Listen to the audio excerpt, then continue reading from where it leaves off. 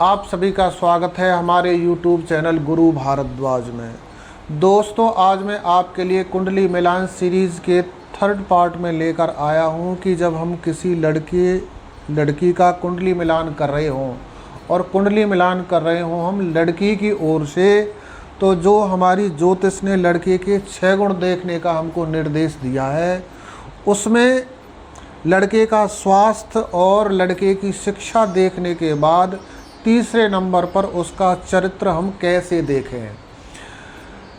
चरित्र वैसे तो एक बहुत व्यापक शब्द है। व्यक्ति की आइडेंटिटी उसके चरित्र के आधार पर बनती है और वो व्यक्ति का जो चरित्र है वो भी कई जगह पर विभाजित हो जाता है। एक उसका जो प्रोफेशन है उसके बारे में उसका क्या कैरेक्टर है, नेशनलिटी के तौर पर उसका क्या कैरेक्टर है, अपनी वर्ण व्यवस्था में उसका क्या कैरेक्टर है। यानी कैरेक्टर एक बहुत व्यापक शब्द बन जाता है जिसको सीमित शब्दों में कहकर हम इतिश्री नहीं कर सकते। परंतु यहाँ पर हम जो कैरेक्टर के बारे में बात कर रहे हैं लड़के के में, वो कैरेक्टर है लड़के का लड़की के प्रति वफादार होना। ये पहली कंडीशन है गृहस्थ जीवन में प्रेम पनपने की। किसी के गृहस्थ जीवन में सब कुछ ओके है, सब कुछ है उसकी ज़िंदगी में, परंतु जो लड़का है वो लड़की के प्रति वफादार नहीं है, व्यभिचारी प्रकृति का है। अन्य स्त्रियों पर उसका ध्यान है, लड़की पर कम ध्यान देता है, उसके साथ कभी आत्माओं की बात नहीं करता है, दोहरा चरित्र है। इस प्रकार से जितनी भी कमियां हैं उसके चरित्र में हो सकती हैं, वो सभी कमियां हैं। तो ये गृहस्थ जीवन में खुशहाली नहीं आ सकती। गृहस्थ जीवन में खुशहाली की एक ये भी बहुत बड़ी शर्त है कि लड़की लड़का एक दूसरे के प्रति ईमानदार हों, वफादार हों। परंतु यहाँ पर जो हमारा कंसेप्ट चल रहा है वो लड़के के बारे में चल रहा है। हम लड़के के गुण देख रहे हैं। लड़की के बारे में हम अब अगले वीडियोज़ में आपको बताएंगे कि लड़की के चरित्र के बारे में हम कैसे देखें। यहाँ पर हम देख रहे हैं लड़के का चरित्र और फोकस है हमारा चरित्र उसका पत्नी के प्रति कैसा रहेगा। तो हमारी जो ज्योतिष है वो चरित्र को यदि पर्सनैलिटी के तौर पर देखें कि उस व्यक्ति का मूल रूप से स्वभाव क्या होगा, तो वो बताती है लगन। लगन व्यक्ति की पर्सनैलिटी है, उसका फेस इंप्रेशन है, उसकी क्वालिटीज़ हैं, ये लगन है। यदि किसी की लगन में शुभ ग्रह पड़ा है,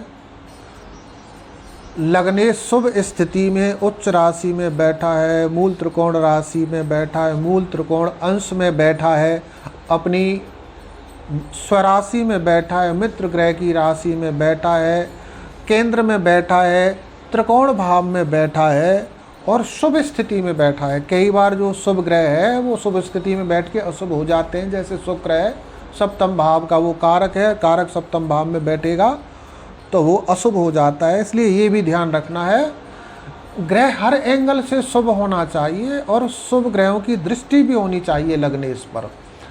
उसी प्रकार से लगन पर भी शुभ ग्रहों की दृष्टि होनी चाहिए। लगन में कोई ग्रह बैठा है तो वो मित्र होकर बैठा हो या स्वराशि का होकर बैठा हो या मूल त्रिकोण राशि का होकर बैठा हो लगन में, या जो लगन में जो ग्रह बैठा है और जो लगनेश है उसमें मित्रता का संबंध हो, अति मित्रता का संबंध हो, तत्कालिक रूप से भी, नैसर्गिक रूप से और पंचदा मैत्री में भी, तीनों प्रकार से देख लीजिए। यदि उनके संबंध अच्छे हैं तो जो व्यक्ति होगा उसका स्वभाव अच्छा होगा। साथ में आपको देखना है सप्तम भाव को, क्योंकि यहाँ पर जो हम लड़के का चरित्र देख रहे हैं, उसका कैरेक्टर देख रहे हैं, वो अपनी गृहस्थ जीवन में जो उसकी जीवन संगनी है उसके साथ में देख रहे हैं। तो यहाँ पर आपने सप्तम भावेश के आपसी संबंध देखने हैं।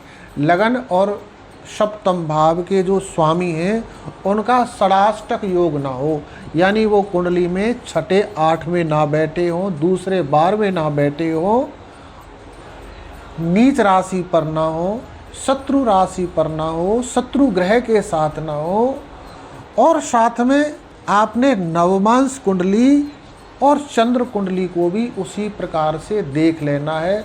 ज्योतिष में कोई भी योग तभी फलित होता है, तभी अपना रिजल्ट दिखाता है जब वो तीनों जगहों पर अच्छी स्थिति में हो। किसी की लगन कुंडली में बहुत अच्छे योग बनाने वाला कोई ग्रह है, अच्छे योगकारी ग्रह बन होकर बैठा है, यानी कोई मालव्य योग बना रहा है, शश योग बना रहा है, भद्र योग बना रहा है, पंच महापुरुष योग बना रहा है, और वो राशि कुंडली से नहीं बना रहा है, नवमांश कुंडली से नहीं बना रहा है, तो फिर वो जो ग्रह है जो आपको शुभ दिखाई दे रहा है जन्म कुंडली में, वो पूरी तरह से अपना रिजल्ट नहीं दिखा पाएगा।